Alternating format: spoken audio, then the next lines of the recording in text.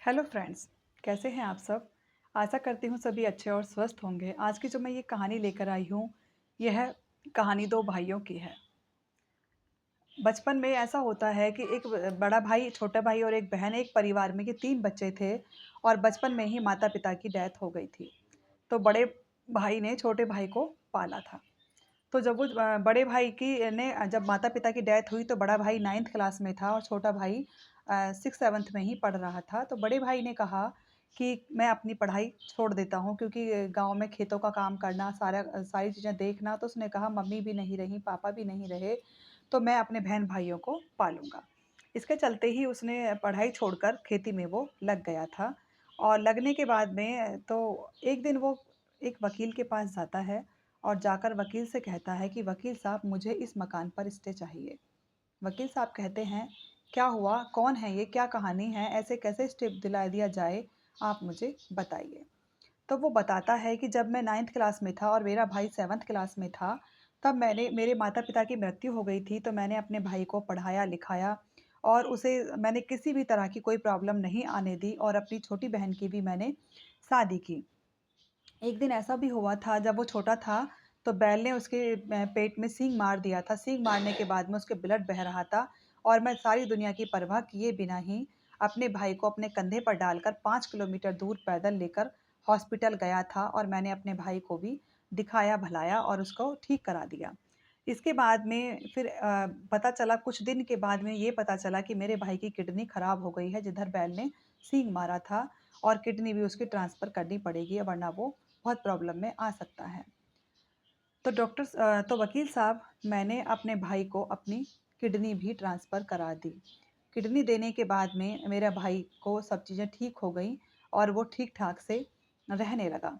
और उसके बाद 80,000 रुपए ईयरली फ़ीस मैंने अपना पेट काट-काट कर भरी और मैंने अपने भाई को एक इंजीनियर बना दिया। 4 से 5 साल में वो इंजीनियर बन गया। उसके बाद में मैं पूरा दिन-रात मेहनत करता रहा, पूरे दिन-रात मैं संघर्ष करता रहा, लेकिन मेरे भाई को शायद कुछ दिखाई ही नहीं दिया। और साथ में पढ़ने वाली एक लड़की उसे पसंद आ गई थी, तो उसने कहा, "भाई भैया मुझे इसी से शादी करनी है।" तो मैंने कहा, "कोई बात नहीं, तू कर।" मेरे बीवी-बच्चे मुझसे लड़ते थे, झगड़ते थे, लेकिन मैंने अपने भाई के अलावा मैंने कुछ नहीं देखा। सिर्फ़ मुझे इतना था कि मेरा भाई पढ़ लिख कर जब इंजीनियर बन जाएगा, तो वो फिर मेरा सहारा बनेगा और मुझे मेरी खेती-बाड़ी में जो मेरी तकलीफ़ है, परेशानी में मेरी मदद करेगा। लेकिन शादी हो गई, शादी के बाद दोनों गुड़गाँव अपनी कंपनी में चले गए। गुड़गाँव जब वो कंपनी में अपनी चले जाते हैं, तो भाई ने पैसा भी भेजना बंद कर दिया। भाई ने पैसा भेजना बंद कर दिया, प्रॉब्लम्स मेरी भी आने लगी। मेरे भी 2 बेटे हैं और मैं उन्हें भी पढ़ाता-लिखाता हूँ, लेकिन मैंने इस उसको भी अपने बेटे की तरह ही पाला था। तो वो कहने लगे फिर वकील साहब से बात हुई, तो वकील साहब उनसे कहने लगे कि तो तुम क्या चाहते हो कि अब उसने प्लॉट बनाया है और मतलब वो लिया है, मकान लिया है, फ्लैट, और मैं इस फ्लैट पर स्टे लेना चाहता हूँ क्योंकि फ्लैट इसने लोन पर लिया है और वो ज़मीन उसने लोन उसमें लगाई है गारंटी में। अब आकर वो मेरे से बोल रहा था कि भैया मुझे अपने हिस्से की ज़मीन दे दो, मुझे बेचनी है।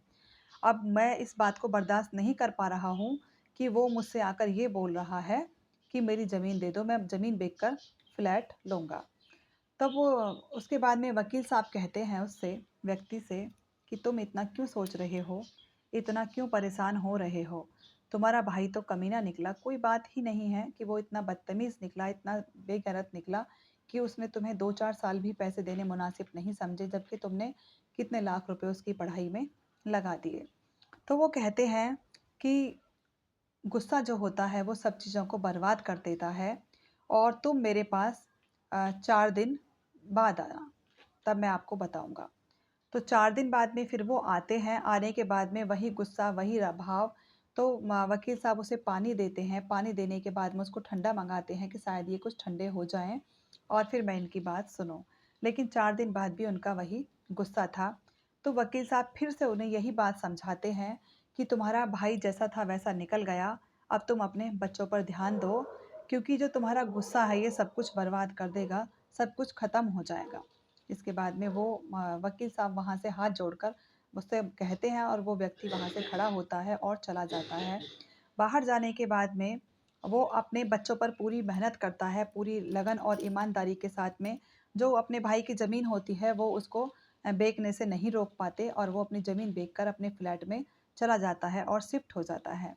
इसके बाद में फिर वो अपने बच्चों को पढ़ाते हैं, लिखाते हैं, पूरी मेहनत करते हैं कि एक बेटा बेकार निकल गया, तो शायद मेरे और बेटे ये दोनों बेकार नहीं निकलेंगे। वो अपने भाई को भी बेटे में ही मानते थे। इसके बाद में फिर लगभग 5 से 6 साल बाद में फिर वो व्यक्ति वकील साहब के पास पहुंच जाता है।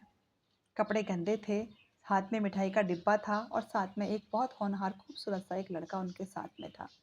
वकील साहब के पास जाते हैं और जाकर कहते हैं कि वकील साहब, तो वकील साहब उसे पहचान जाते हैं।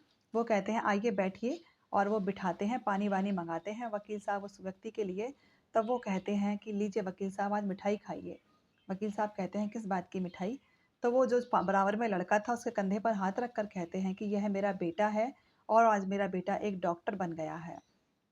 इसी खुशी में आप मिठाई खाइए, क्योंकि जिस दिन मैं आपके पास में आया था अब से 5-6 साल पहले, मैं बहुत गुस्से में था और अगर मैं उस मकान पर स्टे लेता और तो हम दोनों भाइयों के बीच में भी दरार बन जाती। और मैंने अपना कर्तव्य पूरा किया क्योंकि माता-पिता नहीं थे। आपने जो मुझे समझाया मेरी समझ में आ गया। उसके बाद मैंने अपने बच्चों को लेकर दिन-रात एक कर दी और आज इसी मेहनत के फल से मेरा बेटा जो एक डॉक्टर बन गया है। तो वो कहते हैं कि गुस्सा गुस्सा जो होता है वो इंसान का सब कुछ बर्बाद कर देता है। और गुस्से को अगर सही जगह गुस्से को अगर आप सही जगह मोड़ देंगे, तो वो रिज़ल्ट आपको अच्छा ही मिलेगा। गुस्से को अगर सही जगह मोड़ देंगे, तो रिज़ल्ट